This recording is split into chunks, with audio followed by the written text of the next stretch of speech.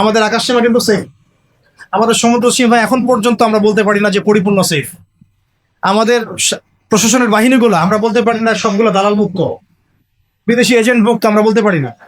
আর আমরা যদি জিজ্ঞাসা করি আমাদের পলিটিশিয়ানদেরকে যে বিগত 50 বছর ধরে স্বাধীনতা তো ভুয়া তুলতেছেন, আপনারা কি করছেন? একটা ক্ষেপণাস্ত্র তৈরি করতে পারছেন?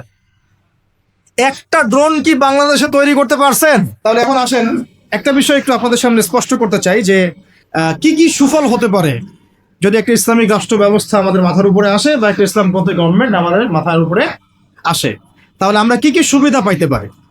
অনেকে হয়তো মনে করেন যে এটা থাকলেও যা, না থাকলেও না।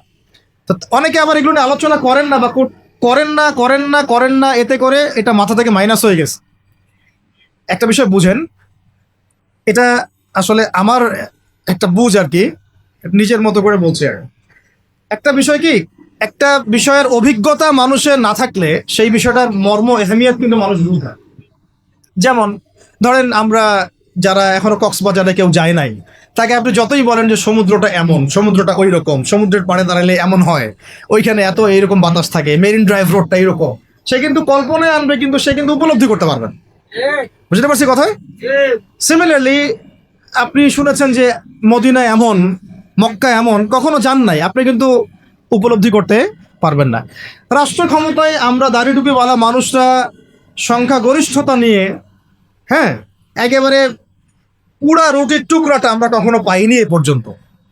পেয়েছি কি বিগত প্রায় 50, 60, 70 বছরে? তাহলে আমরা কিভাবে জানবো যে সেটার এহমিয়তটা কি, সেটার গুরুত্বটা কি, সেটা থাকলে আমরা কি করতে পারি? ওটা তো আমার অভিজ্ঞতা নাই, তো আমার কি নাই, আমার অভিজ্ঞতা নাই তো।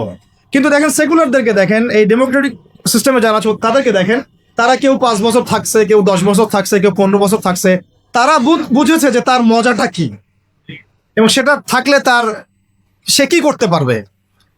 তারা তো কেউ আল্লাহর বিধানের জন্য সেখানে যায় নাই। কেউ গিয়েছে ধরেন, যে 10 বছর লুটপাট করেছে, জুলুম করেছে, দুর্নীতি করেছে, বিদেশে টাকা পাচার করেছে, যা যে মেয়েটাকে পছন্দ হয়েছে উঠাই নিয়ে আসছে, ঠিক আছে, ধর্ষণের সেঞ্চুরি করছে, ওই ক্ষমতা কাজে লাগায় সে হল দখল করছে, জমি দখল করছে, ব্যাংক দখল করছে, কোম্পানি দখল করছে। সে ওই মজাটা বুঝছে, ক্ষমতার মজা কি। ওর হচ্ছে মজা বললাম আর কি, ঠিক আছে। সে বুঝতে পারছে যে হ্যাঁ, ক্ষমতা থাকলে আমার এই জিনিসগুলো আমি তো পাবো। এই জন্য দেখেন, হাজার বার মাইর খাইলো, নেতাকর্মী জীবন দিলেও সে ওই রাজনীতি থেকে সরে যায় না, তাই না? 10 বছর মাইর খায়, আবার আসে না, আমাকে যাইতে হবে, কারণ ওখানে কি মজা আমি তো জানি। ওইটা যদি একবার পাই তাহলে আমি আবার এইগুলা পাবো, তাই না বিষয়টা? তো ওদের একটা উদাহরণ দিয়ে বুঝালাম। এই জন্য দেখেন, তারা তাদের এই রাজনৈতিক মুভমেন্ট থেকে কখনো সরে যায় না। সরে যায় কখনো? যায়নি, যায় না, যাবেও না। কারণ তারা ওর অভিজ্ঞতা অর্জন করেছে, তারা ওই মজাটা বুঝেছে। কিন্তু আমরা কখনো ওখানে গিয়ে আল্লাহর বিধান কি কায়েম করতে পেরেছি? আমরা তো ওখানে গিয়ে ন্যায় বিচার, ইনসাফ, হ্যাঁ, তারপরে আপনার আল্লাহর বিধান, শরিয়া আইন, তারপরে হুদুদ, কিসাস, এই যে বিষয়গুলো আমরা তো বাস্তবায়ন করতে পারি নাই। আমাদের ওই অভিজ্ঞতাটা নাই, তো এই কারণে আমাদের মধ্যে থেকে আলোচনা উঠে গেছে আস্তে আস্তে, খুব কম, লিমিটেড। কিন্তু আমরা যদি একবার ওখানে যেতে পারি, তখন দেখবেন আপনারাও বা আমরা ওইটা ছাড়তে চাবো না। কারণ আমরা জানি ওখানে গেলে ইসলামকে কত বড় পরিসরে কায়েম করা যাবে ইনশাআল্লাহ, তাই না? আমরা ইসলামিক সেন্সে বলছি, আমরা ওখানে গেলে বুঝতে পারবো যে আমরা কত বড় পরিসরে ইসলামের খেদমত করতে পারবো ইনশাআল্লাহ। যেহেতু আমরা যেতে পারি নাই, তাই আমাদের মধ্যে ওই অভিজ্ঞতাটা কিন্তু এখন অর্জিত হয় না। এই কারণে আলোচনাগুলোর দরকার যে ওখানে গেলে কি পেতে পারেন বা সুফলটা কি হতে পারে, আর না গেলে কি কুফলগুলো হচ্ছে। শুধু পয়েন্টগুলো বলবো। 1 নাম্বার, যদি একটা ইসলামিক সরকার আমাদের মাথার উপরে আসে এবং একটা ইসলামপন্থী রাষ্ট্র আমরা সামনে কায়েম করতে পারি, সামনে বলতে হতে পারে 5 বছর পরে, 10 বছর পরে, যদি কায়েম করতে পারি ইনশাআল্লাহ, তাহলে সর্বপ্রথম আমরা পুরো দেশে সালাত কায়েম করতে পারবো। সালাত কায়েম করতে পারবো, কায়েম। আমরা এখন নামাজ পড়ি, তাই না? নামাজ কায়েম পড়ি ব্যক্তি জীবনে, পারিবারিক জীবনে, কিন্তু আমরা জাতিগতভাবে কিন্তু নামাজ কায়েম করতে পারি না। আপনি তো চার্জ করতে পারছেন না। আমাদের মুরব্বী ওলামা একরাম অনেকে এখানে আছেন যে কয়েক বছর আগেই মদিনায় যারা নামাজ পড়তো না, দোকান খোলা থাকতো না আমাদের সময়, তাদেরকে ধরে নিয়ে যাইতো না, গারামা দিত, গারামা, জরিমানা, অনেকে তো পিটাইতো, জেলও দিত, অনেকে ওই মরুভূমিতে গিয়ে রেখে দিয়ে আসতো, হাইটা হাইটায় শাস্তি। মানে নামাজ যদি রাষ্ট্র চায় তাহলে জনগণকে পড়াতে পারে। রাষ্ট্র যদি চায় জনগণকে মাস্ক পড়াইতে পারে না, পারে না? হ্যাঁ। তো রাষ্ট্র যদি চায় তাহলে জনগণকে নামাজও পড়াইতে পারবে ইনশাল্লাহ। আর যারা বুঝে না তাদেরকে শিখাইতে পারবে, যারা নামাজ পড়তে জানে না তাদেরকে আমরা ইসলামিক সেন্টারে পাঠাতে পারবো, তরবিয়ত দিতে পারবো, ওলামায়ে কেরামের সহবতে নিয়ে এসে শিখাইতে পারবো, তাই না? কিন্তু আপনি এটা রাষ্ট্রীয় উদ্যোগে এখন আর করতে পারবেন না। এটা ব্যক্তি জীবনে সীমাবদ্ধ হয়ে থাকে তখন। তো ব্যক্তি জীবনে থাকলে তো আপনি পড়লেও কি না, মানে পড়লে কেউ চার্জ করার নাই, না পড়লেও কেউ চার্জ করার নাই, এটা আপনার ব্যক্তিগত বিষয়ের সাথে নিসবত হয়ে গেল। কিন্তু জাতিগতভাবে কিন্তু নামাজ কায়েম হলো না। কিন্তু নবী সাল্লাল্লাহু আলাইহি ওয়াসাল্লাম কি মসজিদে কোনো সাহাবী না আসলে বা আসতে না পারলে খোঁজ দিতেন না? প্রাইমারি স্কুলে কোরআন শিক্ষা বাধ্যতামূলক করতে পারতেন, পারতেন না? হাই স্কুলে আরবি ভাষা শিক্ষা বাধ্যতামূলক করতে পারতেন, কোরআনের কিছু অনুবাদ তো বাধ্যতামূলক করতে পারতেন, সিলেবাস মুক্ত করতে পারতেন। অনার্স লেভেলে গিয়ে আমাদের এই ভাইরা তখন কোরআনের তাফসীর করতে পারতো, তর্জমা করতে পারতো, হাদিসের এরাব দিতে পারতো, এবারত পড়তে পারতো। তারা কি পারে? 95%ই পারে। মাস্টার্স লেভেলে গিয়ে তারা ইফতা দেওয়ার মতো যোগ্যতা হয়তো অর্জন করতে পারতো। আরো অনেক কিছু করা সম্ভব ছিল, কিন্তু এটা আপনি আর রাষ্ট্রীয়ভাবে এখন করতে পারছেন।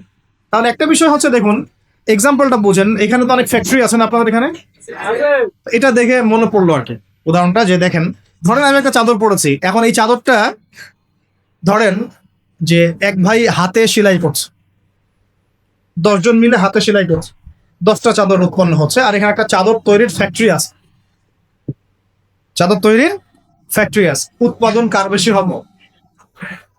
ইসলামিক রাষ্ট্র হচ্ছে একটা ফ্যাক্টরির মতো কাজ করবে, যা ইসলাম আরো অনেক বেশি ছড়াই দিতে পারবে, যেটা ব্যক্তিগতভাবে অতটা সম্ভব হয়ে ওঠে না। দাওয়াতের মাধ্যমে হয়, দাওয়াতের মাধ্যমে ব্যক্তিগত ইসলাম হয়, মানুষ ফিরে আসে, কিন্তু বড় পরিসরে ইসলাম কায়েম হয় না। বরং আমরা ইসলাহের যত মেহনত করি, ওরা ওদের শয়তানি শক্তি দিয়ে ওইটাকে আবার নস্যাৎ করার চেষ্টা করে, তাই না?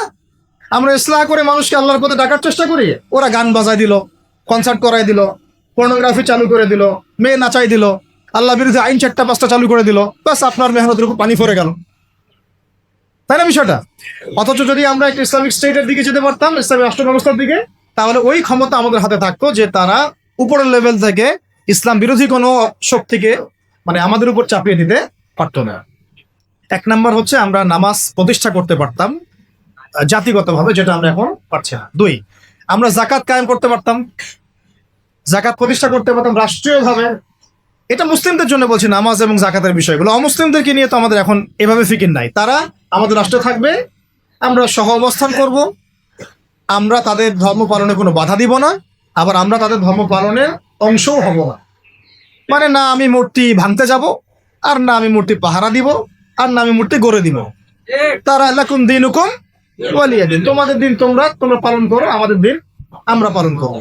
এবং তোমরা আমাদেরকে জিজিয়া দিবা। কি দিবা? এই জিজিয়া কেন দিতে হবে? কারণ এই জিজিয়ার বিনিময়ে আমরা তাদের জান মাল সম্পদ সন্তান সবকিছু নিরাপত্তার দায়িত্ব নিব, যেটা মদিনা রাষ্ট্রে ছিল। এটাকে বলা হয় যে তারা ইসলামিক রাষ্ট্রের মধ্যে আমাদের জিম্মায় থাকে, আমাদের জিম্মায় থাকে। ওই জিম্মা শব্দও তো এরা বুঝে না, এরা মনে করে জিম্মা মানে মনে হয় জিম্মি, হ্যাঁ তাই না? বলে না যে জিম্মি করে ফেলছে। জিম্মি মানে তো একজনকে অন্যায়ভাবে আটকে রাখা, এটা কি জিম্মি? এই দেখেন আরবির যে কত অবস্থা খারাপ আমাদের দেশে। জিম্মি আর জিম্মা এটা কি এক হইল? জিম্মি হচ্ছে কি কাউকে অন্যায়ভাবে আটকে রাখা, আর জিম্মা মানে আপনার জান আমার জান, আপনার মাল আমার মাল, আপনার সন্তান আমার সন্তান, আপনার পরিবার আমার পরিবার। আপনি আমাকে জিজিয়া দিবেন, আপনার পুরো জান মাল ইজ্জত পরিবারের দায়িত্ব আমাদের। কেউ আপনাদের দিকে বাঁকা চোখে তাকাইতে পারো। যদি তাকাইতে আসে কোনো মুসলমানও যদি আপনার উপর জুলুম করতে আসে, আমরা ওই মুসলমানের হাত কেটে ফেলে দেবো যখন আপনার উপর জুলুম হবে। তখন যদি আপনি মাজলুম হন আর মুসলিম জালেম হয়, তাহলে আমরা তার বিরুদ্ধে ব্যবস্থা নিব। এটা হচ্ছে জিম্মাদারি। তো এরা দেখলাম যে এতটুকু বোঝে না। আমাদের একটা স্ট্যাটাস নিয়ে দেখলাম ভারতীয় একটা মিডিয়া এইসব অপপ্রচার চালাইছে, যে উনি বলছে যে অমুসলিমদেরকে জিম্মায় নিয়ে চলে আসবে। আরে ভাই, জিম্মা তো ভালো শব্দ। জিম্মা এত বড় শব্দ যে মানে আমার সন্তান যদি আপনার বিরুদ্ধে অন্যায় করে, আমি আমার নিজের হাতে সন্তানকে শাস্তি দিব। এটা হলো জিম্মা। তো যাই হোক, এটা তারা বুঝে না, এটা তাদের জন্য না, এই সলাত এবং জাকাতের বিষয়টা কাদের জন্য না, মুসলিমদের জন্য। অমুসলিমদের জন্য এটা নয়। আমরা তাদেরকে দাওয়াত দিব, কি করবো, তাদেরকে দাওয়াত দিব। জাকাত প্রতিষ্ঠা করা সম্ভব কিভাবে? আমরা রাষ্ট্রীয়ভাবে, যে রাষ্ট্রীয়ভাবে আমাদের যাদের নেশাব পরিমাণ সম্পদ হয়েছে একেবারে তালিকাভুক্ত করে সুমারি করে একটা প্রশাসনের বাহিনীকে লাগিয়ে দিয়ে এটাকে আমরা মানে উত্তোলন করতে পারি কিনা? নবী সাল্লাল্লাহু আলাইহি ওয়াসাল্লাম করেছিলেন কিনা? আবু বকর সিদ্দিক, ইবনুল খাত্তাব বিন আফফান, উসমান বিন আফফান, আলী ইবনে আবি তালেব, তারা করেন নাই? তখন কি এই জাকাতের অর্থগুলো গরিব মানুষের কাছে সমানভাবে বন্টন করা হয় নাই? জাকাতের 8টা খাতে। এবং তখন কি সমাজের মধ্যে গরিব মানুষের সংখ্যা বেশি ছিল না কম? একজনও খুঁজে পাওয়া যায় তো? ওয়াল্লাহি এখন যদি আমরা জাকাত ভিত্তিক অর্থ ব্যবস্থা চালু করতে পারতাম তাহলে আমাদের সমাজেও কোনো গরিব মানুষ থাকতো। আপনাদের যত ওই কমিউনিজমের মতামত আছে, আর ওই পুঁজিবাদ আছে, আর এই সমাজতন্ত্র আছে, হ্যাঁ, আর এই যে আরো যত মতবাদগুলো আছে, ওয়ার্ল্ড ব্যাংকের, IMF এর, হ্যাঁ, ফেডারেল রিজার্ভ ব্যাংকের, এই সমস্ত মতবাদগুলো ফেল করছে।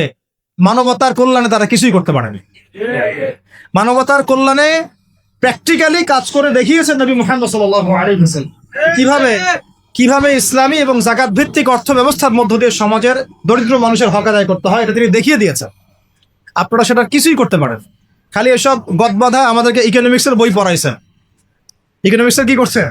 বই পড়াইছে। আর ইকোনমিক্সের পড়া এত জরুরি এই যুগে, ইসলামিক ইকোনমিক্স না হলে যে আমাদেরকে কিভাবে তারা সুদখোর বানাচ্ছে আপনি চিন্তাও করতে পারেন। সাম্য তো কায়েম করতে পারেনি নাই, ইনসাফ তো করতে পারেনি নাই, বরং মানুষকে খাইয়েছেন রিবা, সুদ, ঘুষকে জায়েজ করছেন, দুর্নীতি হয়েছে, টাকার মান কমানো বাড়ানো নিয়ে ইনফ্লেশন করেছেন, গরিবের রক্ত চুষে খাইছেন, হ্যাঁ, একটা অংশ দিন দিন ধনী হয়েছেন, বাকি অংশকে গরিব বানাইছেন। মানুষের রক্তচোষা, শ্রমিকদের রক্তচোষা, গরিবদের রক্তচোষা অর্থনীতি দিয়েছেন মানুষকে। এবং এর ফলে মানে বৈশ্বিক জুলুম আপনারা প্রতিষ্ঠা করেছেন এই অর্থনীতি সিস্টেমের মধ্য দিয়ে। এইটা নিয়ে কথা বলতে গেলে আমার 1 ঘন্টা সময় লাগবে, এটা আমি অন্য একদিন বলবো ইনশাল্লাহ।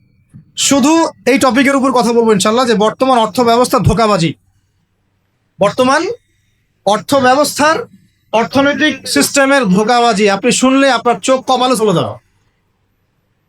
আসলে যারা কম জানে ওরা ঘুমাইতে পারে শান্তিতে, যারা আসলে জানে তারা ঘুমাইতে পারে, বুঝছেন? আসলে সত্য কথা এটাই। এত ধোঁকাবাজি হয়েছে অর্থনীতির মধ্যে, এমন ভাবে গরিব মানুষকে নির্যাতন করা হয়েছে, এমন ভাবে ওদের রক্ত চোষা হয়েছে। আল্লাহর কসম করে বলতেছে বাংলাদেশের বেশিরভাগ মানুষ এটার হদিসই নাই, তারা জানেই না। আল্লাহ পাক আমাদেরকে বোঝার তৌফিক দান। এখন এই জাকাত ভিত্তিক অর্থ ব্যবস্থা প্রতিষ্ঠা করা কিন্তু এখন ব্যক্তিগতভাবে সম্ভব নয়। ব্যক্তিগতভাবে সম্ভব, রাষ্ট্রীয়ভাবে যদি রাজনৈতিক ক্ষমতা আমরা যেতে পারতাম ইসলামপন্থীরা, তাহলে এটা সম্ভব ছিল। 3 নাম্বার দেখুন, যে আমাদের যে বাজার আছে, বাজার বলতে 2 রকম বাজার, একটা হচ্ছে আঞ্চলিক বাজার, একটা হচ্ছে বিশ্ব বাণিজ্য। এই দুটো বাজারের মধ্যে হারাম আছে না, হারাম পণ্য আছে না? কিন্তু ইসলামী অর্থ ব্যবস্থা থাকলে বা ইসলামী বাজার ব্যবস্থা থাকলে, ইসলামিক যদি আমরা কি বল সাম্যের ইকোনমি যদি আমাদের সামনে থাকতো, তাহলে আমরা এই প্রত্যেকটা হারামকে বন্ধ করতে পারতাম। আমরা এই মজুতদারিগুলো বন্ধ করতে পারতাম, আমরা সিন্ডিকেট বন্ধ করতে পারতাম, আমরা এই যে ইনফ্লেশন বন্ধ করতে পারতাম, আমরা এই বাজারের যে জুলুমগুলা, দুর্নীতিগুলো, এগুলো বন্ধ করতে পারতাম। এগুলো কিন্তু আমরা বন্ধ করতে পারছি, বরং ইনস্ট্যান্ট শাস্তির আওতায় আনা সম্ভব ছিল, আমরা এটা করতে পারছি না শুধুমাত্র ইসলামিক বিধান না থাকার কারণে। আল্লাহ পাক আমাদের বোঝার তৌফিক দান করুন। তারপরে দেখুন 4 নাম্বার হচ্ছে আমাদের পুরো অর্থ ব্যবস্থায়, এটা ভালো করে বোঝেন, পুরো অর্থ ব্যবস্থায় ইকোনমিক সিস্টেমের মধ্যে 3টা জিনিস খুব মোটা দাগে আছে। একটা হলো জুলুম, একটা হলো খেয়ানত, একটা হচ্ছে দুর্নীতি। বললাম জুলুম, খেয়ানত, দুর্নীতি, এই 3টা আমরা দূর করতে পারি নাই আমাদের অর্থ ব্যবস্থা থেকে। যদি ইসলামিক অর্থ ব্যবস্থা থাকতো, জাকাত ভিত্তিক, সাদাকা ভিত্তিক, কৃষি ভিত্তিক, শিল্প ভিত্তিক, হালাল বাণিজ্য, আঞ্চলিক এবং বৈশ্বিক, তাহলে দেখতেন ইনশাআল্লাহ সমস্ত জায়গা থেকে জুলুম, তারপরে আপনার এই খেয়ানত এবং এই দুর্নীতি একটাও স্থান পেত না। কারণ এটাতে জনগণকে আমরা তখন আল্লাহর কাছে জবাবদিহি করতে বাধ্য করতাম এবং আল্লাহ পাকের বিধান অনুযায়ী বিচার ফয়সালা করতাম। একটু পিছনে ফিরে তাকান, বিগত 30, 40, 50 বছর, বিগত 30 থেকে 40 বা 50 বছরে জাতীয় শিক্ষা ব্যবস্থার মধ্যে ইসলাম কতটুকু আছে আর কতটুকু নাই? আদৌ কি আছে জাতীয় শিক্ষা ব্যবস্থা? আমি কিন্তু মাদ্রাসা শিক্ষার কথা বলছি না। আচ্ছা, মাদ্রাসা শিক্ষা ব্যবস্থা প্রণয়ন করতে হলো কেন? কারণ জাতীয় শিক্ষা ব্যবস্থার মধ্যে ইসলাম নাই, তাই। মাদ্রাসাগুলো না থাকলে তো ইসলাম মিটাই ফেলতো তারা। মাদ্রাসাগুলো না থাকলে কি করতো? ইসলাম মিটাই ফেলতো। তো মাদ্রাসার খেদমত তো একটা সুরত। আমার দেশের 80%, 90% মানুষ মুসলিম। কোটি কোটি ছেলে মেয়ে স্কুলে পড়াশোনা করে, কলেজে পড়াশোনা করে, ইউনিভার্সিটিতে পড়াশোনা করে। আচ্ছা, তাদের কি মৌলিক অধিকার না যে তারা প্রাইমারি স্কুলে কোরআন শিখবে, হাই স্কুলে তারা অন্তত আরবিটা শিখবে, ফরজে আইনের জ্ঞান জানবে, হাদিস শিখবে, সিরাত শিখবে, কোরআন অনুবাদ করতে পারবে বা কোরআনের তাফসীর করতে পারবে, অথবা তারা ফিকহ বা উসুলের জ্ঞানগুলো অর্জন করবে, মুফতি হবে, মুহাদ্দিস হবে, মুফাসসির হবে? এই অধিকার কি আমাদের এই কোটি কোটি ছেলের নাই, মেয়েদের নাই? আমরা শিক্ষাকে একদম সেকুলার করে ফেলছি। শিক্ষা ব্যবস্থার মধ্যে ইসলাম আনা যাবে না, ঠিক যেমন রাষ্ট্র ব্যবস্থার মধ্যে ইসলাম আনা যাবে না, অর্থনীতির মধ্যে ইসলাম আনা যাবে না, ঠিক ওই রকমই শিক্ষা ব্যবস্থার মধ্যেও ইসলাম আনা যাবে না। এই কনসেপ্টটাই আমরা আমাদের জাতিকে দীর্ঘদিন যুগের পর যুগ অন্ধকারে রাখছে। এই জন্য দেখা যায় একজন এমপি সাহেব কোরআন তেলাওয়াত করতে পারে না, একজন বিসিএস ক্যাডার সূরা ফাতিহা পড়তে পারে না, একজন বুদ্ধিজীবী টকশো ফাটাই ফেলতেছে, একদম টকশো থেকে একদম কি একটা অবস্থা, টেবিল থাপড়ায় থাপড়ায় কথা বলছে, কিন্তু এদিকে সে অজুর ফরজ বলতে পারে না। হ্যাঁ, এইভাবে আমরা আমাদের সমাজটাকে একদম ধ্বংস করে ফেলছি। এই জায়গায় কথা বলতে গেলে আমি একটু উত্তেজিত হয়ে পড়ে। আমরা আমাদের সমাজের শিক্ষাটাকে একদম ধ্বংস করে ফেলছি, একেবারে ধ্বংস করে ফেলছি। আমাদের আর্মি অফিসারদের কি এই অধিকার ছিল না যে তারা কোরআনে হাফেজ হবেন, তারা মুহাদ্দিস হতে পারবেন, মুফতি হতে পারবেন?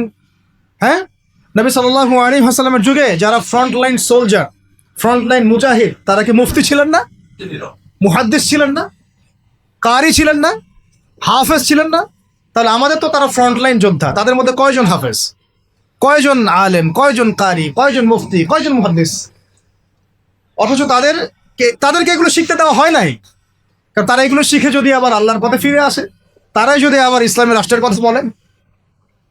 র্যাবের ভাইদের অধিকার ছিল না, পুলিশের ভাইদের অধিকার ছিল না, আমাদের বিজিবি ভাইদের অধিকার নাই?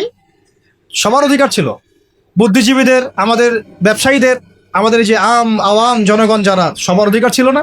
এই যে তোমরা যারা জেনারেল লাইন স্টুডেন্ট, তোমাদের অধিকার ছিল না? শিখতে দেওয়া হয় নাই।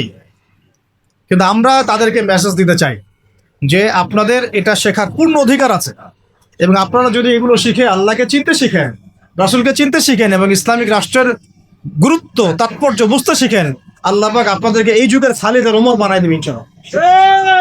এবং আপনারাই ইনশাআল্লাহ আজ হোক আর কাল হোক আপনারাই বলবেন যে এই রাষ্ট্রটা যেন ইসলামী রাষ্ট্র হয়। যখন আপনারা দেখতে থাকবেন, বুঝতে থাকবেন যে হ্যাঁ, কত জুলুমের শিকার হচ্ছি আমরা, আর ইসলামী রাষ্ট্র না থাকার কারণে আমরা কিভাবে বঞ্চিত হয়েছি, বৈষম্যের শিকার হয়েছে, তখন আপনারা নিজেরাই ইনশাআল্লাহ তাআলা দাওয়াত এবং জিহাদের মধ্য দিয়ে এই বাংলার মধ্যেই আপনারা ইসলামী রাষ্ট্র কায়েম করবেন ইনশাআল্লাহ। আমরা দোয়া করি যেন আমাদের এই ভাইদেরকে আল্লাহ হেদায়েত দান। ঠিক আছে? ব্যক্তিগতভাবে আপনি হয়তো একটা স্কুল করলেন, ওই যে আমি বললাম যে আমি একটা প্রতিষ্ঠান করেছি, আপনি একটা মাদ্রাসা করেছেন, উনি একটা মক্তব করেছেন, উনি একটা স্কুল করেছেন, কলেজ করেছেন, এই পর্যায়ে প্রভুত্ব থাকে। তারপরেও এখানে তো কিছুটা খেদমত করার সুযোগ আমাদের আছে, বাকি ক্ষেত্রগুলো তো একেবারেই বন্ধ করে দিচ্ছে, তাই না? আর একটু ভেবে দেখেন, একটু চোখ বন্ধ করে ভেবে দেখেন, যদি ইসলামী রাষ্ট্র ব্যবস্থা থাকতো, ইসলামিক গভর্নমেন্ট থাকতো, তাহলে কত চমৎকার শিক্ষা ব্যবস্থা থাকতো, কত চমৎকার হতো প্রাইমারি স্কুলগুলো। প্রত্যেকটা প্রাইমারি স্কুল হয়ে যেত একটা মাদ্রাসার মতো, কত সুন্দর হতো আমাদের হাই স্কুলগুলো, আমাদের ইউনিভার্সিটিগুলো। থাকতো না কোনো ফ্রি মিক্সিং, থাকতো না কোনো নারী পুরুষের অবাধ মেলামেশা, থাকতো না কোনো অপরাজনীতি, থাকতো না কোনো জুলুম, আবরারকে এভাবে পিটায় হত্যা করার সুযোগ হতো না কারো। হ্যাঁ, হতো? থাকতো না কোনো, আর কি বলবো, হ্যাঁ, বেপরদামি, বেহায়ামি, এগুলো থাকতো না। আল্লাহ পাক আমাদেরকে ইসলামী শিক্ষা ব্যবস্থার দিকে জাতিকে নিয়ে যাওয়ার তৌফিক দান করবে। আর এটা না থাকলে কি হবে? না থাকলে দিন বিবর্জিত শিক্ষা ব্যবস্থা চালু করা হবে, যেটা চালু করা রয়েছে। 7 নম্বর হচ্ছে, যদি আমরা ইসলামিক রাষ্ট্র গঠন করতে পারতাম তাহলে ব্যাপকভাবে মসজিদ, মাদ্রাসা, ইসলামিক সেন্টার, হ্যাঁ, তারপরে ইসলামিক বিশ্ববিদ্যালয়, একদম আল আজহারের মতো, মদিনা বিশ্ববিদ্যালয়ের মতো, দারুল উলুম দেওবন্দের আদলে অনেক বড় বড় প্রতিষ্ঠান আমরা দেশের মধ্যে করতে পারতাম। বাইরের কান্ট্রিগুলো থেকে স্টুডেন্টরা এসে আমার দেশে পড়াশোনা করে। কিন্তু এটা কি আমরা কিন্তু করতে পারি না। বরং উল্টা দেখবেন, যদি এটা না থাকে তাহলে কি হচ্ছে, ব্যক্তিগত পর্যায়ে আপনাকে কাজ করতে হবে। এছাড়া বরং আমরা এমন একটা অবস্থা চলে যাবো যে অন্যের কাছে হাত পাততে হবে আমাদেরকে একটা প্রতিষ্ঠান করার জন্য। আর রাষ্ট্র থাকলে রাষ্ট্রই দায়িত্ব নিত।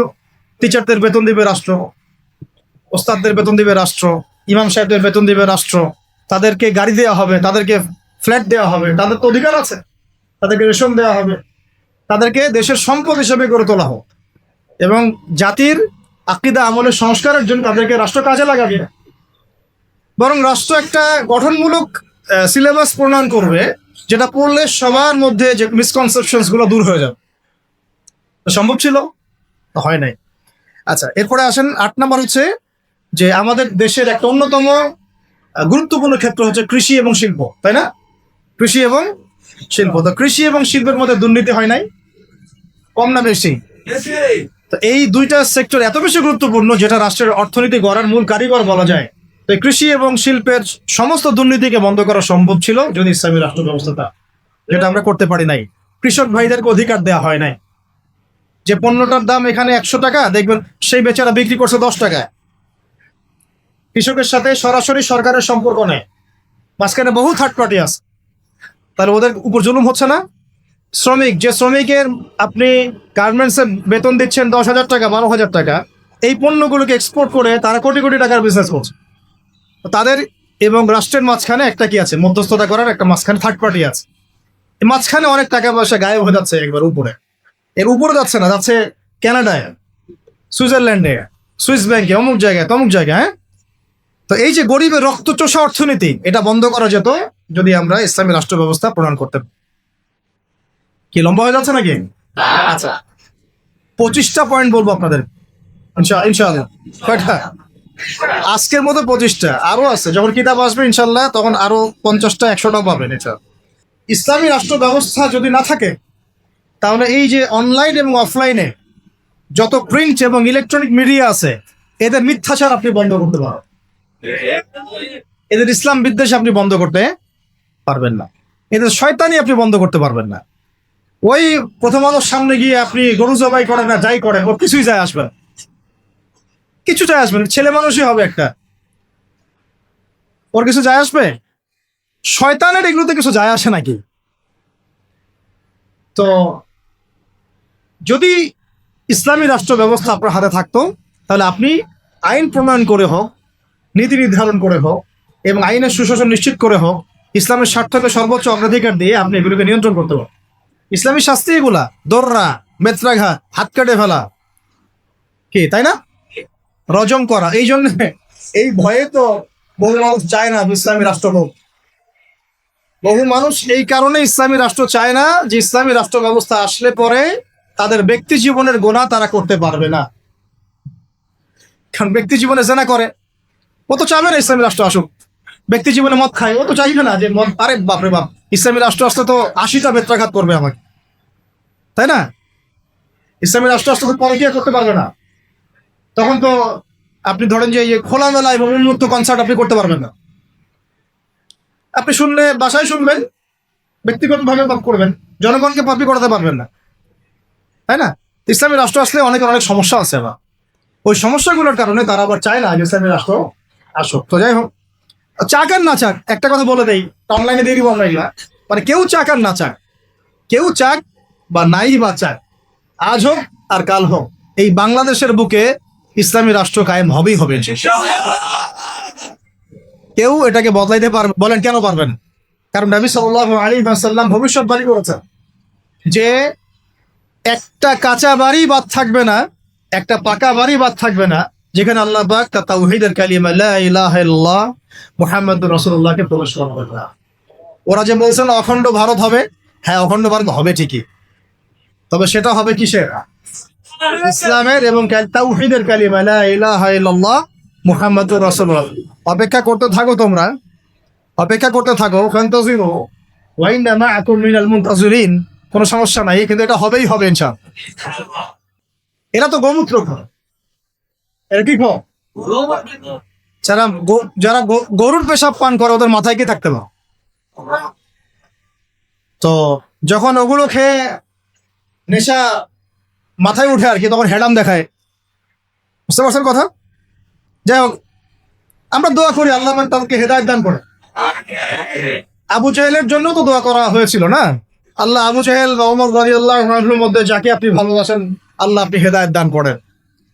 এমন হতেই পারে যে তাদের বহু মানুষ ইসলামের সৌন্দর্য দেখে আমাদের দিনে ইনশাআল্লাহ দীক্ষিত হবে। এটা হতেই পারে। বিইজ্জে আজিজ আও যুল্লি যালিল, একটা হাদিসে আছে যে সম্মানের ঘরে সম্মানের সাথে ঢুকবে, অসম্মানের ঘরে একবার অপদস্থ করে ইসলাম ঢুকবে ইনশাআল্লাহ। তো যাই হোক, পয়েন্টটা ছিল কি, যে আমরা যদি ইসলামিক রাষ্ট্র ব্যবস্থা থেকে যেতে পারি তাহলে প্রিন্ট এবং ইলেকট্রনিক মিডিয়ার এই যে ইসলাম বিদ্বেষ এগুলোকে আমরা বন্ধ করতে পারবো। তখন আমরা ইনসাফ প্রতিষ্ঠা করতে পারবো এবং সত্য মানুষের কাছে প্রচার করবো। 11 হচ্ছে সমস্ত সামাজিক অশ্লীলতা, যেমন বেপরদামি, কিশোর গ্যাং, মাদকের আকড়া, জুয়ার আকড়া, এগুলোকে আপনি বন্ধ করতে পারবেন না যদি ইসলামিক রাষ্ট্র ব্যবস্থা না। 13 নম্বর হচ্ছে আইনের সুশাসন বলে একটা শব্দ শুনি আমরা। এটা গদবাদ একটা শব্দই থাকে, এর আসলে বাস্তব একটা প্রয়োগ হয় না। বরং আমরা দেখেছি আইনকে হাতিয়ার করে নিয়ে মানুষ রাজনীতি করেছে, ব্যক্তি আক্রোশ ঝেড়েছে এবং ব্যক্তি স্বার্থ চরিতার্থ করেছে, দলের স্বার্থ উদ্ধার করেছে, তাই না? ওলামায়ে কেরামরা কি অপরাধ করেছিলেন শাপলা চত্বরে যে তাদের সবার উপরে 10টা করে মামলা দিতে হবে? বলেন। যারা মারলো তাদের বিরুদ্ধে মামলা হলো না, যারা মরলো তাদের বিরুদ্ধে মামলা হলো। তারা কি অপরাধ করেছিলেন? এখনো বহু ওলামায়ে কেরাম 5টা 6টা 10টা করে মামলা নিয়ে কাঁধে নিয়ে ঘুরছেন না? তাহলে আইনের সুশাসন কি এখানে হয়েছে? নিশ্চিত। এখন পর্যন্ত এই পরিবর্তিত সরকার বলছেন এখন পর্যন্ত এগুলোকে উইথড্র করা হয় নাই, এখন পর্যন্ত মামলাগুলো থেকে উইথড্র করা হয় নাই, এখন পর্যন্ত বহু গুম হওয়া মানুষকে উদ্ধার করা হয় নাই। আর আমরা জানি তারা কি পরিমাণ কষ্টে আছেন। আমরা গেস করতে পারি যে তারা কি পরিমাণ কষ্টে আছে। এটা তো আপনি গেস করতে পারবেন না, কারণ আপনার সে অভিজ্ঞতা নাই, সমুদ্র দেখেন নাই, আপনি বুঝবেন কিভাবে এর গভীরতা কেমন। সেখানে একদিন মনে হবে 1 বছরের সমান, একদিন মনে হবে কি 1 বছরের সমান। এমন বহু মানুষ ভিতরে এখনো আছে যারা মাজলুম, নির্যাতিত, নিপীড়িত, এখন ওদেরকে বের করা হয় না। এখনো বহু মানুষের ঘাড়ে মিথ্যা মামলা ঝুলছে, বহু ওলামায়ে কেরাম মামলা নিয়ে ভুগছেন। আর মামলা এমন ভাবে দিয়ে রাখে যে সকালবেলা আপনি হাজিরা দিবেন ঢাকায়, একেবারে আবার দেখা যাবে কালকে আবার হাজিরা দেওয়া লাগবে রাজশাহীতে, তারপরে হাজিরা দেওয়া লাগবে চট্টগ্রামে। এইভাবে তারা হ্যারাস করছে না। আর 4টা 5টা মামলা কার উপর থাকলে তার আর কোনো হ্যারাসমেন্টের প্রয়োজন না, এইটাই তার সারা জীবনকে শেষ করে দেন। তার জমি জমা বাড়ি গাড়ি বিক্রি করেও সে ওখান থেকে বেরোতে পারে। এটা কি আইনের সুশাসন নিশ্চিত হয়েছে? যদি ইসলামিক রাষ্ট্র ব্যবস্থা থাকতো তাহলে প্রত্যেকটা জালেমের বিচার হতো, প্রত্যেকটা মাজলুমকে আমরা বেকসুর খালাস করে দিতাম। এবং এখানে তাওহীদপন্থী সৎ এবং যোগ্য আইনজীবীদেরকে আমরা রাখতে পারতাম না? শুধু তাই না, এই যে ব্রিটিশ আইন চলতেছে, ব্রিটিশ আইন, এই ব্রিটিশ আইনের যে পাঠ্যক্রম, নোংরামি, তাগুতি সিস্টেম, এগুলোকে পরিবর্তন করে আমরা আল্লাহর শরিয়া আইন বাস্তবায়ন করতে পারবো। 12টা বলছি, 13 নম্বর। আচ্ছা, 13 নম্বর হচ্ছে খুব জরুরি পয়েন্ট। সমস্ত অপরাধের বিচার এবং আইনের যে সুশাসন এটা নিশ্চিত করা সম্ভব, সমস্ত অপরাধগুলোর বিচার করা সম্ভব ইনসাফের সাথে, শরিয়া আইনের সাথে এবং আল্লাহর বিধানের অনুকূলে, যেটা ইসলামিক স্টেট না থাকলে কখনোই সম্ভব নয়। একটা জেনার ঘটনা ঘটেছে নবী সাল্লাল্লাহু আলাইহি ওয়াসাল্লামের যুগে, তিনি কি বিচার করেন নাই? চুরি হয়েছে, তিনি কি বিচার করেন নাই? মদপান হয়েছে, তিনি কি বিচার করেন নাই? তিনি কোন উৎস থেকে আইন নিয়ে বিচার করেছেন? আল্লাহর পক্ষ থেকে আইন দিয়ে বিচার করেছেন। সেটা কিন্তু আমাদের বিগত 50, 60, 70, 100 বছরে আমরা করতে পারি নাই। তো ইসলামী রাষ্ট্র ব্যবস্থা না থাকলে এটা কখনোই সম্ভব হবে না। ঠিক আছে। 14 নম্বর হচ্ছে হুদুদ এবং কিসাস কায়েম করা সম্ভব হবে না। কি বললাম? হুদুদ এবং কিসাস কায়েম করা সম্ভব হবে না যদি ইসলামী রাষ্ট্র ব্যবস্থা না থাকে। যদি থাকে তাহলে আপনি হুদুদ কায়েম করতে পারবেন, কেসাসও কায়েম করতে পারবো। কেসাস কি? হত্যার বদলে হত্যা, খুনের বদলে খুন। এই যে মনে করেন কয়দিন আগে দেখলেন না, একটা বাস এসে পিষে দিয়ে চলে গেল। রাস্তাঘাটে কত ঘটনা ঘটছে, এমন হচ্ছে না? কত ঘটনা ঘটছে, কত যে নিরপরাধ মানুষ আমাদের সমাজে প্রাণ হারায়। কোন হিসেব আছে? কোন তালিকা আছে? সবগুলোকে সুষ্ঠু কোনো বিচার হয়? বহু বহু মানে জালেম পার পেয়ে যায় না, কিন্তু হুদুদ আর কেসাস থাকলে কোনো জালেম পার পাইতো না, বরং এগুলো সবার সামনে দৃষ্টান্তমূলক শাস্তি দেওয়া হোক। যেমন এই এলাকায় যদি কোনো চুরি হতো, তাহলে সবার সামনে তাকে নিয়ে এসে তার হাত কেটে ফেলাও। তখন কি চুরি বাড়তো না কমতো? নিশ্চয়ই বাড়তো নাকি? চুরি কি বাড়তো? এটা হচ্ছে একটা সাইকোলজিক্যাল ট্রিটমেন্ট। এটা একটা সাইকোলজিক্যাল ট্রিটমেন্ট, যে মানুষ যখন দেখে যে হ্যাঁ, আরে চুরি করলে তো এমন শাস্তি দিবে, জেনা করলে তো ভাই আমার এমন শাস্তি আছে, মানুষ ভয়ে অনেক সময় পাপ করে, ভয়ে পাপ। এটা খুব জরুরি। খালি মানুষকে শুধুমাত্র আপনি মানে মিষ্টি মিষ্টি ওয়াজ করে লাইনে আনতে পারবেন না। তোরা ওয়াজের সাথে সাথে কি লাগবে? মেডিসিনও লাগবে। কি লাগবে? মেডিসিনও লাগবে। তো এই মেডিসিন গুলো দিতে হবে ওহী ভিত্তিক। আল্লাহ পাক আমাদেরকে হুদুদ এবং কিসাস কায়েম করার তৌফিক দান করুন। আচ্ছা, একটা এক্সাম্পল দেই। এই যে আমাদের ছাত্র ভাইরা শহীদ হয়েছেন, শত শত হাজার হাজার, আল্লাহ ভালো জানেন সংখ্যা কত, আমরা জানি না। আমরা কিন্তু এক্সাক্ট সংখ্যা জানি না। বহু ভাই পঙ্গু হয়ে হাসপাতালে পড়ে আছে, তাদের খুনের বিচার করা দরকার ছিল কিনা? কতগুলো হয়েছে? যদি একটা এক্সাম্পল দিই, যদি ধরেন যে একজন ছাত্রকে হত্যা করার জন্য একজন পুলিশ দরকার হয়, বা একটা বুলেটও দরকার হয়, তাহলে তো যদি 1000 জন মারা যায়, তাহলে 1000 পুলিশকে শাস্তির আওতায় আনা লাগতো আর কি। 1000 পুলিশ কি গ্রেফতার হয়েছে? হ্যাঁ, তাদেরকে আদেশদাতারা কি সবাই গ্রেফতার হয়েছে? তাদের মাস্টার মাইন্ডরা কি এখন পর্যন্ত ফাঁসির কাজটা ঝুলেছে কেউ? তো এই যে ইসলামী হুদুদ এবং কিসাস থাকলে এতদিন পর্যন্ত সবার আগে যে কাজটা হতো, এটা যদি তথাকথিত এই যে ডেমোক্রেটিক বিপ্লব না হয়ে যদি এটা হতো ইসলামিক কোন রেভলিউশন, তাহলে সবার আগে বিচার হতো খুনের, হত্যার বিচার।